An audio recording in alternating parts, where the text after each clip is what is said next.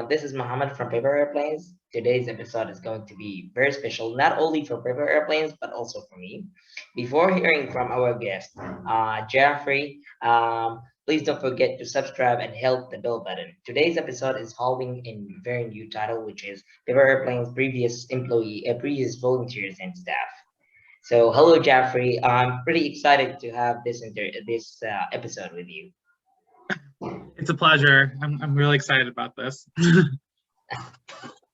Okay, so why would you like where do you want to start? You can start by introducing yourself. Yeah, so my name's Jeffery Zaman. I'm 32 years old.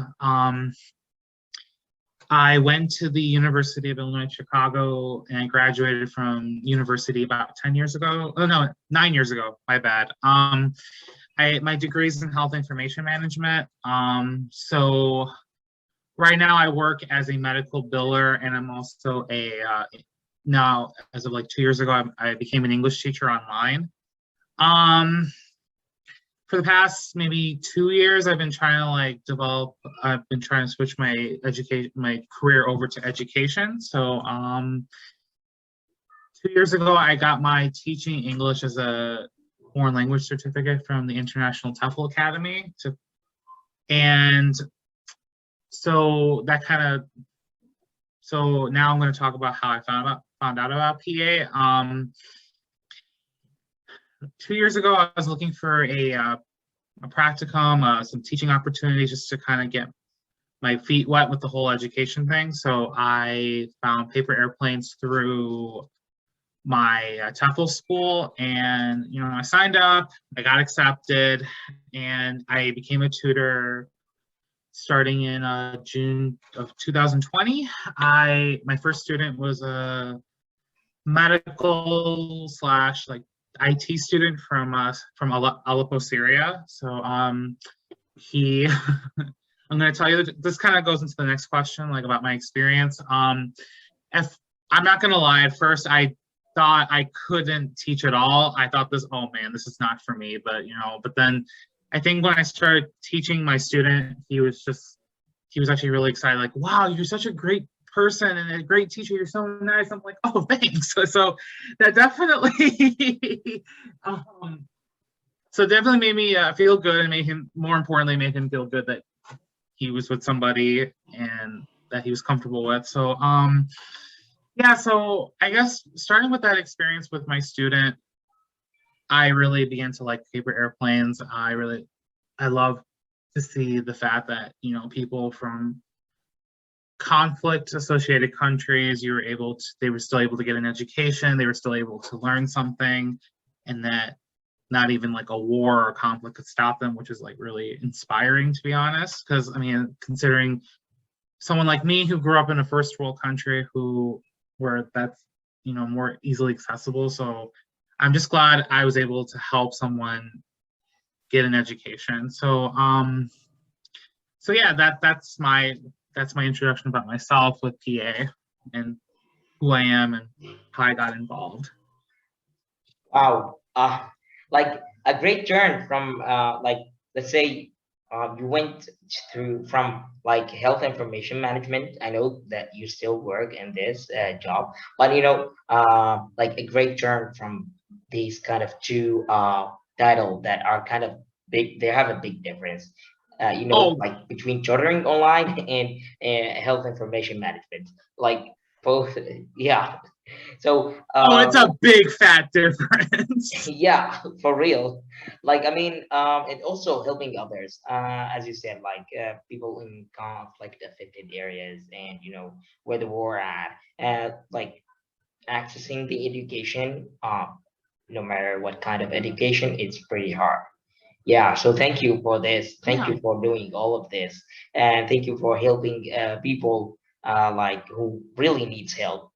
And as you know, Jeffrey, we got a bunch of questions in order to let our audience to know more about you and your experience with paper airplanes. So our first question, how was your experience touring with paper airplanes for the first time?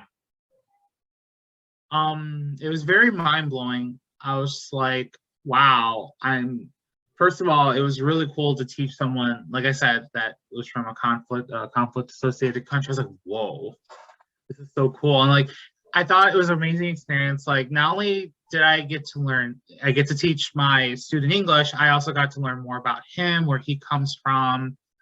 And I mean, not even yeah, like, I mean, I learned more about like the situation. I learned more about his hopes and dreams. And it was a really beautiful experience. And like I said, I was still honored to be able to help him get an education in even in the situation that he's in. So it's just it was truly an inspiring thing. And like I said, it definitely inspired me more to appreciate things, and then to also pursue the education track or education career.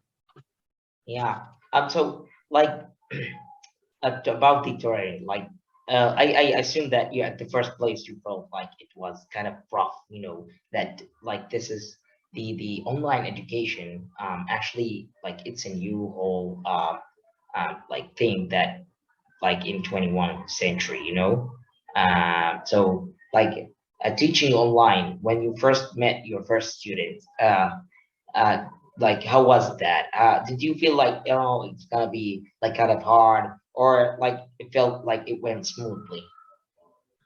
So at first I was really like, oh my, I have never taught anyone ever anything in life before. It was scary. I'm not gonna lie. But then I think one thing that made me feel better, or made me feel more like, secure, was that I was just myself. Like, I did what I thought, I did what I could, and like it all worked out. And then you also, I mean, I also learned that, hey, like, this was my first time doing this.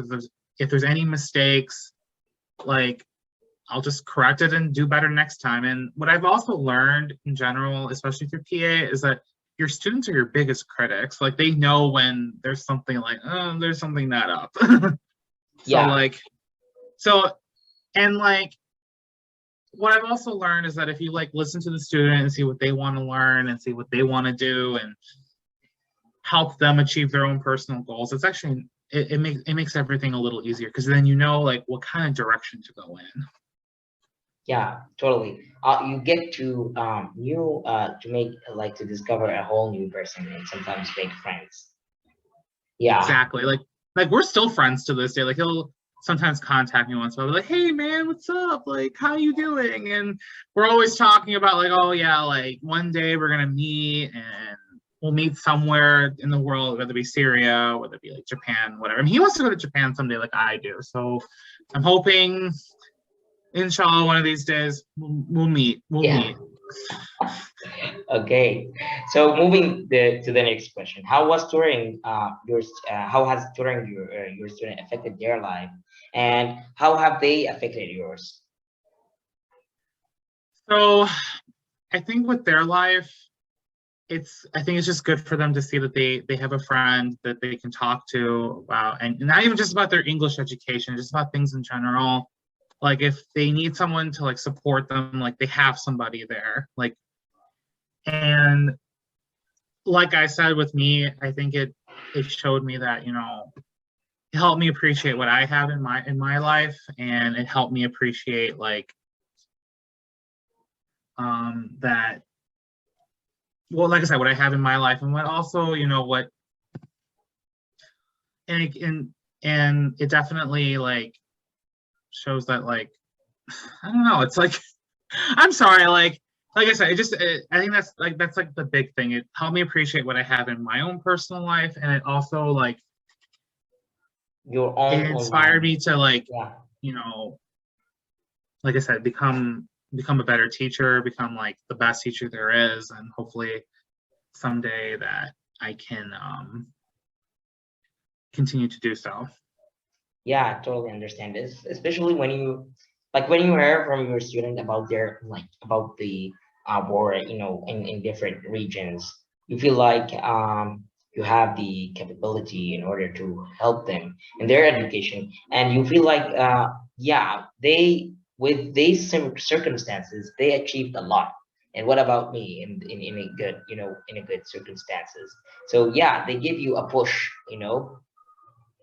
Right. And I think they've definitely like pushed me to achieve my own personal goals too. Because, with what they have, if they're able to do it, why can't I?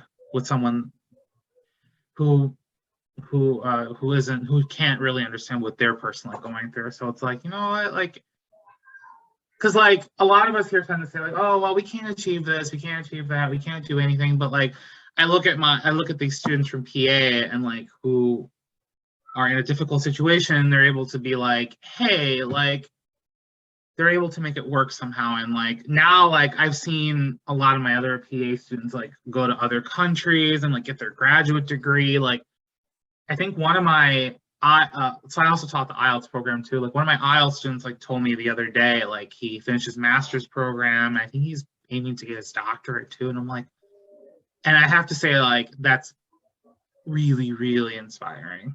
Yeah, for sure. This student made a lot. Okay, so how have you managed to develop a close relationship with your student? Hmm, that's a good question. So developing a close relationship with them, as with anything, especially making any kind of relationship with anybody, it takes a lot of work. So, like I said, I think at the beginning, I just wanted to get to know him and who he was, and then like then I got deeper into the teaching aspect of it because my personal philosophy with teaching is that like if I'm going to teach somebody, I want to get to know them first and their personal needs and what they're about before I can just simply teach them because there has to be a certain level of trust. I mean, I'm literally handing them information about English or whatever it is about life. Because I mean, I think with my student, I didn't just teach him English. I think we taught each other like life lessons. Hmm. For real. Like getting to know them is like when you have a when you develop a close relationship with your student, when you Right. get to know them, you know what are the topics that you need to talk about because they love to talk about these topics, which will help them to improve a lot in their English because they will not be bored. They will always be motivated to talk about these kind of, like, let's say, for favorite hobbies, or sometimes talking about movies, games. Sometimes people would like to talk like for hours, you know. Yeah. Yes. I've had students like that where they'll just talk on and on about their like about those experiences. I'm like, wow, this is really amazing. Like I think I had another student too. It was in the IELTS course, and she would just I think one time she just talked about her situation in Lebanon and like how like and she asked like how can I get a job and stuff like that. And then me and my TA would like be like, hey, like this is what you can do. And yeah, no, it's just it's extremely inspiring to see their drive. Yeah, yeah. So, from your perspective, why do you think people should volunteer with paper airplanes? I think people should volunteer with PA because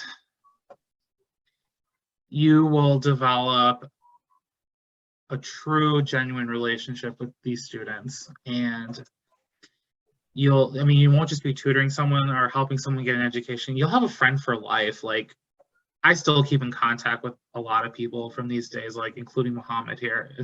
So, like, you're like, if you ever need someone in life, they'll be there for you. Like, you pretty much have a lifelong friendship with some of your students. It's amazing. Yeah, yeah, of course. Like, I mean, we've been known each other for 1 year, I guess, or more. Like, thanks to Cheers. 2 years. Huh? I'm not good with dates. Yeah, Yeah, it's okay. yeah. So, like, thanks to paper airplanes, I get to know you, and you were a great teacher, by the way. Like, Thank you. I learned a lot, and also I like managed to develop a big portion of my speaking skills thanks to you. Yeah, Yeah, no. So that so everyone, if you're looking to volunteer at PA, like you may not think you're making any difference at all, but trust me, you're making a really big difference. Yeah, for sure. So are there any memories with people airplane students or even people airplane staff that you would like to share? So yeah, well, actually, Mohammed, I'm gonna talk about our first meeting. So I was an IELTS instructor for I think 3 semesters. My very first semester, I was a teaching assistant. So I had office hours. So if the students had questions, they can come. Mohammed here used to come every single week, not to ask questions, just to talk, just see how things are going. And I'd be like, all right, cool. So our first meeting, my office hours were only for like usually an hour, but I mean, I'll stay with the student as long as they needed it. Muhammad and I ended up talking for 3 hours, Yeah. and he was talking about like his experiences in Syria, his own personal stories, and Muhammad, I'm not gonna lie, I never told you this, but he actually made me cry a little bit. Yeah, this is the first time I've heard that. So no, it was really like it was just like I hadn't talked to Muhammad like personally until that moment, and like it was just really nice that he could trust me with the things that he talked about. And then like we actually like and then we actually had like a movie night once. We watched The Foreigner Yeah, together. yeah, I'll never forget that. yeah. It was unforgettable, for real. And yeah, And then with another student of mine, actually, with my one-on-one student, I needed to figure out a way to get his listening like better. So actually, he told me that when he was a kid, he watched Jimmy Neutron, which is an American cartoon, and like so I said, you know what? I'm gonna play Jimmy Neutron. And he was just like super excited. Like, I mean, he's like 19, 20 years old back at the time, but he was like, yeah, thank you for playing this. I love Jimmy Neutron. And we would just like talk about Jimmy Neutron, and oh my gosh, it was great. apparently there is a lot of memories. I'm sure, especially which the ones who like are like related to paper airplane students. And thank you for sharing these memories. And I'm so Of proud course, to get to know you through paper airplanes and make such a good friend, for real. I agree. So, like other than tutoring, what are the positions like you have held with paper airplanes? So for one semester, I was a student advisor. So, I would advise students on like how to apply for scholarships, make a resume, stuff like that. Um, I was also a tutor coordinator for 1 year. So I went from being just a tutor to like, another way I would say is being like a head teacher, because I would manage all the tutors, and if they had any questions about anything or if they needed advice on how to teach the student, like I was there. And then I was also an IELTS instructor for 3 semesters. And it was, I think every position I've ever done, it was truly rewarding. I really got to know a lot of really great people, and it definitely improved my leadership skills, and it also made me into a better teacher as well. So, Hmm. So yeah, three different positions with paper airplanes. Like, does these position build your experience with things related to education online? yes, definitely. It definitely boosts your confidence. It definitely makes you more it makes you more into an organized type person, because with like being a tutor coordinator, like tutors have questions, tutors have this, like exams and stuff like that. You have to grade exams too. That required a lot of organization. I mean, being an IELTS instructor, like that requires a lot of organization, like leadership skills. I mean, you have to, also includes a lot of preparation time. So it definitely prepared me to be a better teacher, and like hopefully into a better educator for sure. Yeah, yeah, for sure. That is true, actually. I'm sure you have a big experience with things related to tutoring. Yeah. So I know that you hold other tutoring positions. Where do you tutor, and how these positions differs from paper airplanes? So right now, I tutor with American Institute. It's a school based in Algiers, Algeria. So right now I teach like English conversation classes, so kind of similar to the speaking groups with paper airplanes. I also teach teenager classes, so like mainly I'll teach like grammar and like vocabulary stuff to them. And then I also privately tutor, like like if someone needs conversation skills improved, or if they need to improve their resume, like whatever they need to do. So um, and then I also privately tutor two Mexican students online. Actually, last month I actually got to meet them in person, and they were just like super super happy because they were just like, "Wow, our teacher is real." So, and then all my Algerian students are actually like hoping one day I'll visit them in Algeria. So I'm hoping that happens someday too. But I think there isn't much of a difference with from paper airplanes. I think like all the curriculums given to you, I think the content of the curriculum was definitely different because they use like paper airplanes. It's like a mixture of everything. With American Institute, they have like a book and stuff like that. And then with my Mexican students, it's just that they already learned the grammar parts of English. So their father just had asked me to like have them practice what they learned in like open English and stuff like that. So and actually there's a big difference with them. Like they're the only students that contact me every day asking me to play video games with them, or like just seeing how things are. Like they send me a video like once every few hours, like about things. I mean, I can show you all the text messages they send me. It's like, wow. And I'm like, these kids are going to be like native speakers by the time they're grown up. Yeah. Oh, like first, like you like the tutoring position you have held, like it gave a lot of experience. At first, with the paper airplanes, the IELTS instructor and the like online tutoring, one-on-one program, and also the two Mexican students. And I know you met them. I've seen your Facebook, and, Yeah. and also with the American institution in Algeria. So I know that there is not much of a difference, but like, how many students do you taught like at one class maximum? Ooh, good question. I think 9. That was the maximum. Mhm. Which build like a whole different experience. Like paper airplanes would maximum be five, let's say, in speaking classes. Yeah, paper airplanes is about 5 or 6 students, but definitely I've taught a class of 9 before, and it's a bit. Yeah, I mean, it doesn't seem like a huge difference, but it kind of is. yeah, and you managed to